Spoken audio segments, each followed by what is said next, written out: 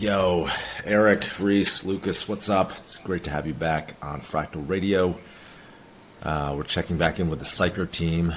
They're building this awesome fighting game that we had on a couple months ago when they did their first mint. And today, we're having them back to talk about their upcoming mint that's happening in a few hours. What's up, guys? How's it going? Good to be back. Yeah, exactly. Yeah, thanks for having us, Justin. A lot of stuff going on our end. Gearing up for a big spring and then summer launch of the alpha. So this hideout mint that we're doing is we're pretty stoked about it, giving people access to owning this piece of in-game content that they'll be able to use in July. It's no other fighting game has this type of thing where people will actually be able to own in-game land or part of the social space that we're building, and hideouts themselves, players will be able to store like items and things inside, actually put their character in it, explore it, interact with the environments, that type of thing. So it's a novel piece of content that we're putting in the game that players will actually own, and it's going to be limited because we only have 7,000 of them going out. They're all generated with different items, so yeah. Awesome. Well, let's dive into that in a second, but before that, what has been going on? What have you guys been doing in the last 2 months or so since we had you on? Yeah. What's been going on with the Psyker team? Yes. Yeah, so go ahead, Rhys. Yeah. So we've been actively working pretty hard on kind of our development roadmap's been coming along. The Discord's been popping and growing exponentially.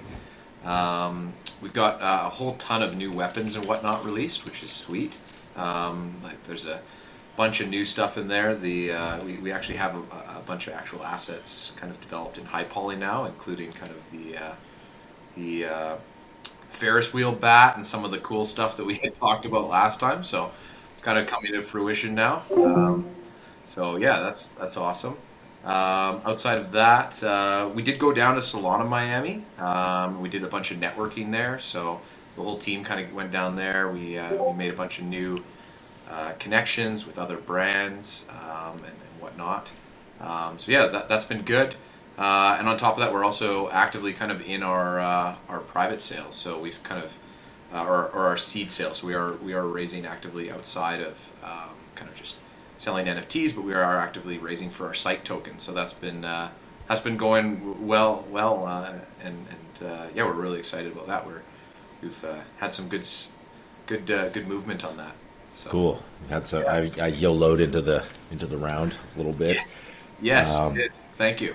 Excited about you guys. And so, yeah, you've been doing a lot. And at Solana, Miami, at the conference, you guys were running the like a sky plane, right, with a message behind it, advertising Psyker to degens, which we loved. Yeah. Had the Fractal URL there. That made my team's day, by the way. They were like the happiest, ever. So thank you. Yeah, glad that was fun. It's always fun to do some kind of like out of the box or not normal marketing concepts, I guess. So that was fun. Just seeing an airplane fly in the sky with a banner behind it with the Fractal brand and as well as our brand kind of collaboratively. That's awesome. So, Yeah, and a lot of people saw it at Solana, Miami. We were actually surprised with the amount of people that got to see it from the ground. We didn't think because of the skyline that people would be able to see it, but we saw probably over 24 people mention to us that they saw it. So it was it was quite good. Billboards work, I guess. Yeah. Sky billboards work. You just invaded their eyes. They had to look. Yeah. I love it. Cool. Okay, so you've been hard at work, heads down, building a lot of the models for the game, getting the alpha ready, raising around, going to conferences, and now we're getting ready for the upcoming mint. That's in a couple hours.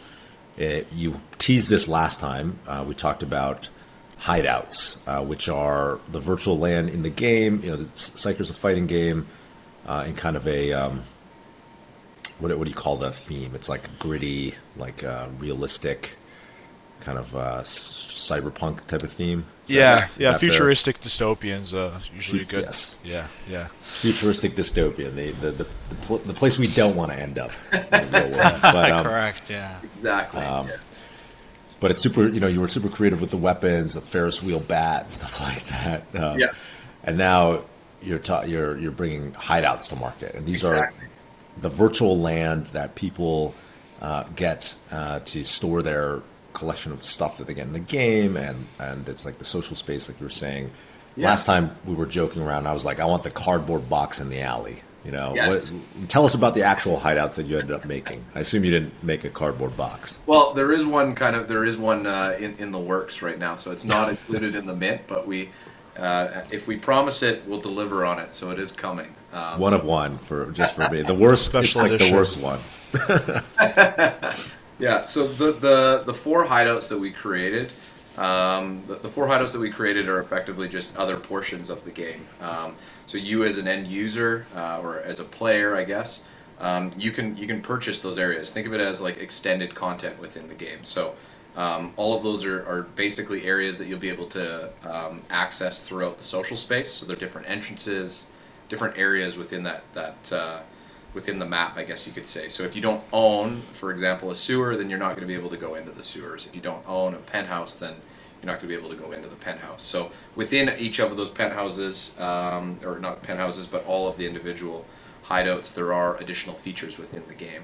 And some of those things, Eric, do you want to touch base on some of the Yeah, things so we have in each hideout there's 6 different item classes, and that kind of goes towards the rarity. So for example, for each hideout, if you have one item class in your metadata, that'll be one environmental asset that gets generated, but say 1 is the common, and then if you have all 6, you're the mythic of that class. So if you have 6 different environmental classifications in your metadata for NFT on a sewer, that'll be the mythic, and 5, 4, 3, 2, 1 will go down to common.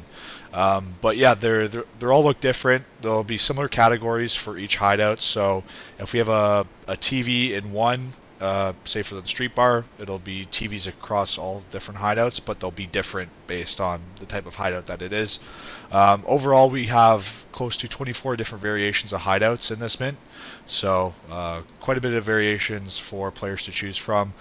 Comparatively, in our keycard mint with the items in game, we have 85 variations of items to be used by all the characters. Now with hideouts, it's in-game real estate, and it's bigger assets to generate from a development standpoint, so we couldn't be as differentiating with, say, hundreds of different variations. It has to be a bit more streamlined for the game development. So, but yeah, they're going to be fully 3D rendered environments that you can actually go in and use, walk around it, as content. And some of the cool things that we're putting in is like a vault system. So, with the vault system, yeah, go ahead. So the vault system is basically going to be added storage for when you're going through the game and getting loot and basically being rewarded with NFTs. So you have an inventory in your stash that you can connect your hot wallet to. Inventory on your character that you can connect your hot wallet to. But outside of that, if you want added more space and you want to be able to farm a lot of items without having to constantly pull the stuff out of the game, you need hideouts. So the hideouts themselves, you could have 4 for a character. So if you wanted your character to have a sewer hideout, a street bar, the corporate penthouse, and the robotics lab, you can have all 4 multiples of them depending on the rarity. So we want it to be as a way for players to store as many items as they want in game, use it as kind of like a stash system. But then as well, if you want to go, say, sell it on a marketplace, you can bulk sell with all the items contained in the hideout, so that you don't have to use some of these other solutions that are out there to bulk list your NFTs. You can just go list the hideout with everything in it, and hopefully one other thing we wanted to make mention on that too was the I know we didn't touch on this, we didn't touch on was staking, and I forgot to mention that. So the hideouts actually act as a staking multiplier. So when you're staking keycards, you can earn Psych tokens. That's coming out next. What was the development date on that? Yeah, so May 31st is our staking launch date. I've been working with our blockchain developers to build out the initial version of our staking reward mechanism for pre-alpha, so prior to the token launch, because again, we're doing a token sale that's going to launch at the end of the year with the beta. But beforehand, we want to reward our existing community with a way to earn prior to the token generation event. So we're actually allowing them to pre-mine the airdrop pool that we're allocating for the tokenomics. The reason we're doing starting next month, starting next month. So the reason we're doing this is we want to reward our early, essentially founding community, rather than just airdrop to random people after the TGE that don't really know who or care about it. So giving away. So the staking high level, you need a key card to stake, but if you have one key card and then say a few hideouts, you can stake those hideouts on top of your key card as a multiplier. So say your key card earns 10 rewards a day. A mythic hideout will add a 15% bonus multiplier, so you'll earn more. So we're gonna have a post and an announcement kind of disclosing the details on that. But yeah, staking for the two types of NFTs we have, the key cards. Fractal gets the deets first always. Yeah. So just to make it super clear, did you already launch the founder or the key cards? So the key cards are launched, but there's no staking yet. So you launch the key cards; those are distributed. You'll be able to stake with those key cards, and then there's a bonus for if you have the hideout. Yeah, bingo. Exactly. Yeah. So if you have both, it's a multiplier on top. Yeah. Cool. Yeah. So we're really excited about that. Give back to the community, right? Let them earn, and obviously we know that the game is we're a couple weeks out, from a few months out from the alpha. So for us, we so boost as much in terms of utility for our community, right? And just kind of ramp things up. Yeah. Again, we're a game. We're not a DeFi protocol or a profile picture NFT project. So, I mean, outside of staking, the biggest utility we have is our game. Our game's not out live yet, so we need to give something to the community to basically thank them for supporting us. Gotcha. Okay, and so for the hideouts, let's dive into that a little bit more. Yep. The items that come with it in this initial drop, are those going to be weapons, or are they purely cosmetic? So yeah, they're purely cosmetic within the hideout. They do change the way that the hideout, for the most part, realistically looks. The biggest indicator on your hideout is there's a metadata component in there that is called your vault size. So they're all congruent. So if you have 5 out of 5 of the cosmetic items inside there, then you got the biggest vault capacity, is basically what it is in kind of current spec. So the vault sizing, it ranges anywhere from 10 to 200. Cool. And that's like how much in-game items and stuff that you'll be able to store weapons. Bingo. Yeah, exactly. And are these eventually going to be social spaces where people are interacting, or is it kind of more... Yeah, you can you'll be able to invite your friends over to your hideout and be like, yo, check out all my stuff and like scope my vault. What's in there, you know? Yeah, at alpha it'll be just yourself that'll be able to explore it, but we'll be growing it out to where you can actually invite your friends and have your party go there. And the big thing for us is having guilds in the game. So we want people to form clans and guilds to kind of farm their play to earn mechanisms. So for us, the hideouts more or less will become the base of operations, and whoever has a hideout can coordinate with their guild, and that'll be at a later time when we incorporate the team battle stuff for guilds. But initially it'll just be yourself at alpha in this summer to explore the hideout. Cool. Nailed it. Awesome. And then tell us about what's coming in the next couple months. When's the game coming? What's coming after that? Yeah, so staking is scheduled for end of May 31st. End of May. So that's going to be a big milestone for us because that development is all done. So that's coming end of May. We're going to obviously, there's a ton of additional character input that's going to be coming in, and we're going to need feedback from the community on that. So I think we have 25 additional weapons dropping in the next 4 weeks, somewhere in that range. Weapons and armor. So those are we're going to need community votes on that. As we kind of already know, we operate the Discord like a DAO. So if you have a key card, you get to vote on what the actual armor and stuff looks like. So there's a ton of stuff that's in the underway. We've already kind of demoed the characters. We've showed the characters, but a high poly version of the mercenary is going to drop, which is going to be sweet. That's kind of coming. I can pull up the... And I guess the biggest thing for us too is prior to this hideout mint, with the keycard mint, we showed off the game trailer of what the initial gameplay looks like, right? But for this hideout drop, we haven't had a trailer or anything demoing the in-game use of the hideout. So that'll be coming in May once we have the 3D environments fully rendered in game. We teasered those, right? We did show them. They were just really low poly, right? It wasn't fully fleshed out. It was very early stage, and again, just due to the development cycle and the game studio, it's a heavy task. So they'll be coming in May in terms. It takes time to get the 3D. Things take time. The in-game stuff. We wanted input as well, right, from the community, not just kind of build it and on its way. And obviously, so everyone decides in the community, we have hundreds of people voting at a time. It takes revisions and stuff like that.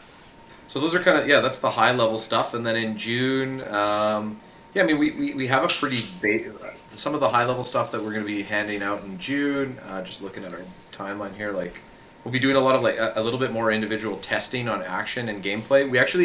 We've onboarded a couple ex pros. I know we didn't. Yeah, we've onboarded a couple ex pros. So some Super Smash Brother pros, some Tekken pros, and we're basically bringing them on as advisors, right? So our mentality was like, hey, we why not ask the guys that have spent hundreds, if not thousands, of hours playing these games, what they would be looking for. So we're going to be doing a lot more feedback with them. Maybe we'll even run an AMA with some of the pros that we have on our advisor board, and be like, and we can kind of walk through what their role is and how they're helping us kind of during this development process, I guess you could say. So that's another thing that's going to be coming soon, but kind of exciting. So yeah. Awesome. And tell us what the mint details are for the hideouts. So the whitelist is currently minting. It started 2-3 hours ago. That's running till tomorrow. And then the public starts at 4 p.m. UTC. So yeah, we're minting. There's 7,000 hideouts to be minted. The whitelist was at 1.5 Sol. Public's at 2 Sol. Any that are not minted will be burned at the end of the public round. But yeah, that's kind of the stats for it. In terms there's of not 7,000 now. There's a little less than that. So, yeah. Now there's less. Yeah. On our way to a mint. We're on our way to a mint out. But yeah, the hideouts themselves, you won't be able to use them in game until the alpha is ready. So in the meantime, we're looking at the staking use case will be the first way for you to really utilize the value of your hideout, and that'll be coming in a few weeks here. So yeah, stay tuned for that. Investment. Okay, Eric, Rhys, Lukas, good luck with the mint. I'm sure it's going to go amazingly. So we'll be keeping tabs on that. We're going to push this out as soon as possible. So